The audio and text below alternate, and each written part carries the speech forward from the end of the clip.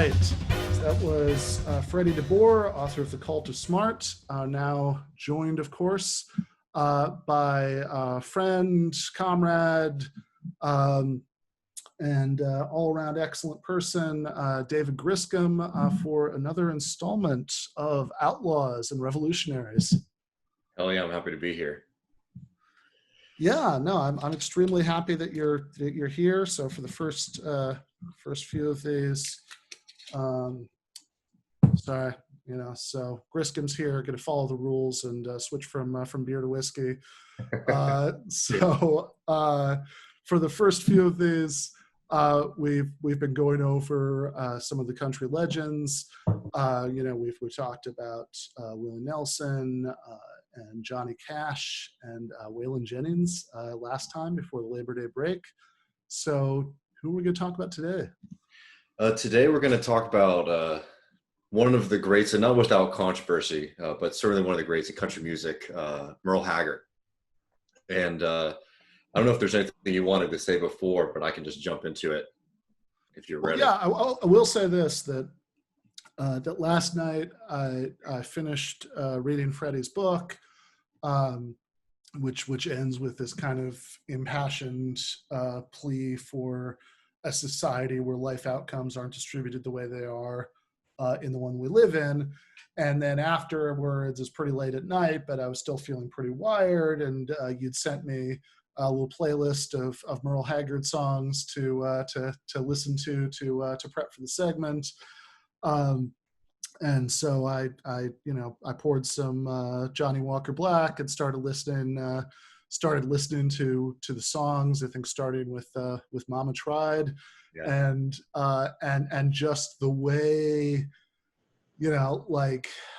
just the kind of poetry of the way that some of these songs depict the way that human beings are mashed up and bent and twisted apart by systems, as a chaser for Freddie DeBoer's very intellectual analysis of the same problem. Mm-hmm. Was even though I would have gotten more sleep if I'd skipped it, right?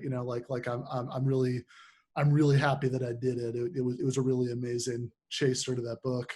Oh, I'm sure. No, I mean, I think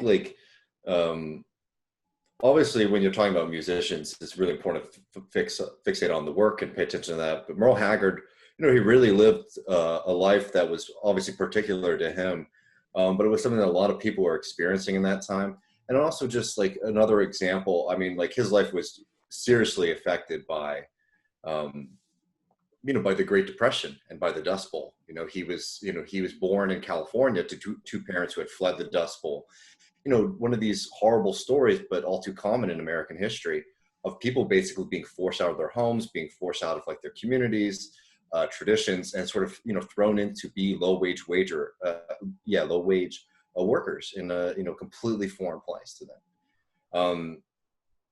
I don't know, Merle, just for people who aren't familiar with that history, Merle Haggard, as I said, his parents were from Oklahoma, but they left during the Dust Bowl and the Great Depression. He grew up in a boxcar in California, and he was living, a very harsh life. And I think it's one of these things, because we're there's so many decades that have passed that people actually don't realize, for example, the word Okie, how offensive that term was. It was a term that was definitely used as a slur to dehumanize people and to, treat them like dirt, to say that they don't have the same kind of minds or capabilities as other people. And that was sort of the excuse that, the wealthy people in California were able to come up with for why there was this massive population of people who were, picking agricultural products and, working low wage jobs, who were basically living in shanty towns and in labor camps all across the state.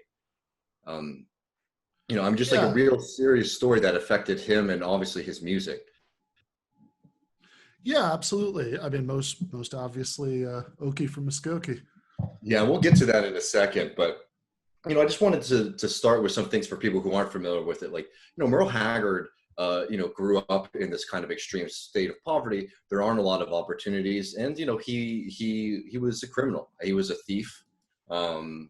He was arrested, and he spent a long period of his youth in jail. He got out of jail in 1960, but before that, he actually was one of the prisoners in Johnny Cash's famous San Quentin performance. Merle Haggard was in the audience watching that performance. You know, there's a lot of stories about how that was sort of, you know, the catalyst that changed his life. I don't know if that was a moment in his life that changed it, but for sure, you know, that's such a, you know, fascinating coincidence you find when you, especially with country music, there are so many just incredible coincidences like that. But, you know, like the song Mama Tried, which is one of my favorite songs of all time, you know, it's obviously a story about somebody who is sort of dealing with the fact that they just turned 21 in prison. They're doing life without parole, and they're just sort of, you know, it's a sweet homage to their mother, who tried their very, very best, but, you know, the world didn't work out that way for him, and that's why he has to spend his life in prison. But a lot of his other prisoner songs are a bit more radical and interesting, especially in the context of what we're doing in this country right now. Like Branded Man is a phenomenal song, and that's a song that he wrote, you know, a few years out of prison.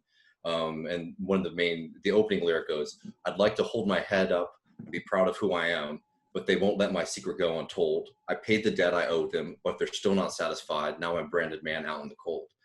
And, you know, the history of American capitalism is so tied to our prison system and to our legal system here, and how a lot of these, like, you know, low wage workers, people who didn't have opportunities, were basically, you know, put into these kind of, like, you know, prison camps and forced to work.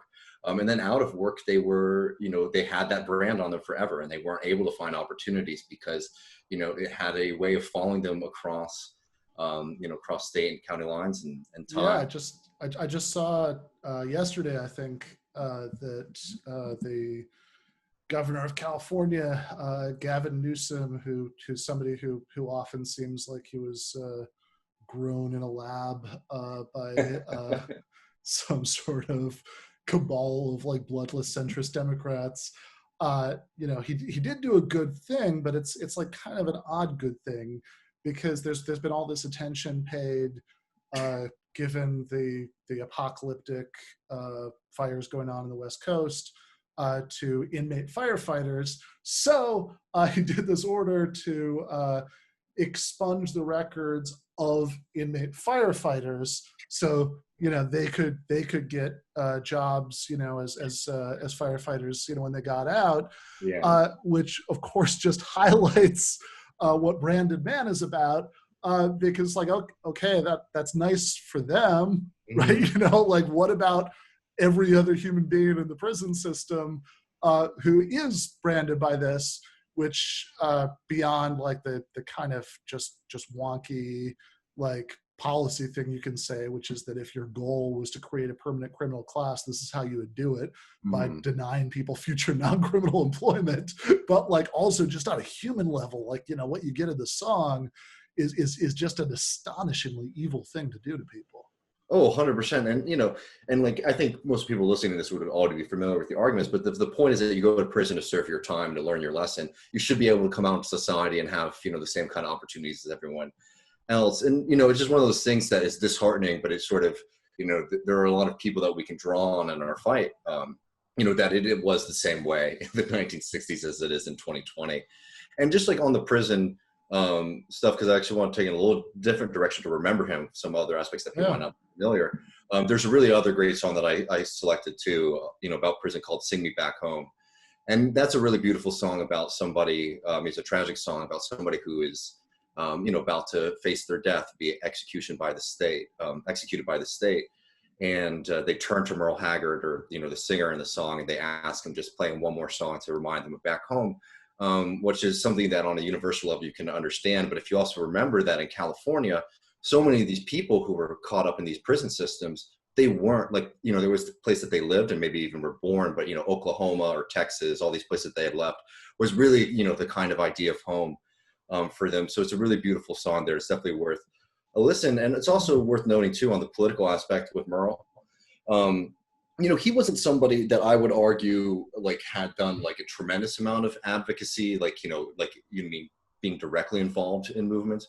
But, you know, there was a really horrible story that came out in the 1970s and from Arkansas, Cummings Prison Farm, where they found a bunch of bodies that had been buried on the property, which obviously the story there goes is that they were just killing inmates with no thought or reason to it. And Merle Haggard at that point was very big, with his career. He's one of the most famous country music artists in the country. And he spent a lot of time advocating for that. So that's something that was very important to Merle throughout his life, was standing up for prisoners. But I just wanted to hit on two songs, and I'm sorry, I realized I didn't send them to you before, but there's a really beautiful song that he wrote. It's not as famous, called "They're Tearing the Labor Camps Down." And it's a song about him returning basically to the area that he grew up. And one of the verses go, "Oh, they're tearing their labor camps down, and I feel a little sentimental shame. Where's a hungry man going to go live at in this town? Oh, they're tearing the labor camps down." And in a lot of ways, it's like, and if you listen to the song or Merle, or like anyone who has this sentiment, I think like they're not arguing that like that kind of life was good or preferable, right? But there was this realization that has very much become the story in this country.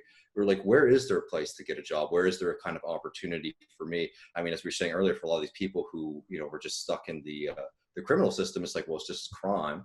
Or really horrible jobs, and with those you can't really find any kind of housing for you. So that's in 1972 that he was writing that, and he wrote a lot of really great songs that are working man's ballads, and it's a lot of them sort of what we were talking about with Waylon Jennings last week, in my opinion, really embody a kind of really great American working class spirit.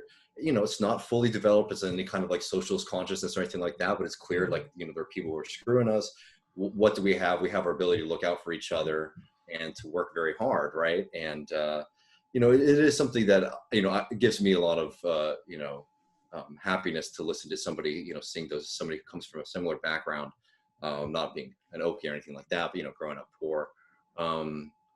Like that kind of camaraderie is just, is throughout all of Merle's work, even in the kind of songs that people, attack him for now today on the left. But I don't know. He was a absolutely incredible, ballad of a kind of working class perspective at a time when, the forces of capitalism were very clear. The ecological destruction of, that occurred from the Dust Bowl to the Great Depression, and then to this horrible period of exploitation of migrant workers in the area.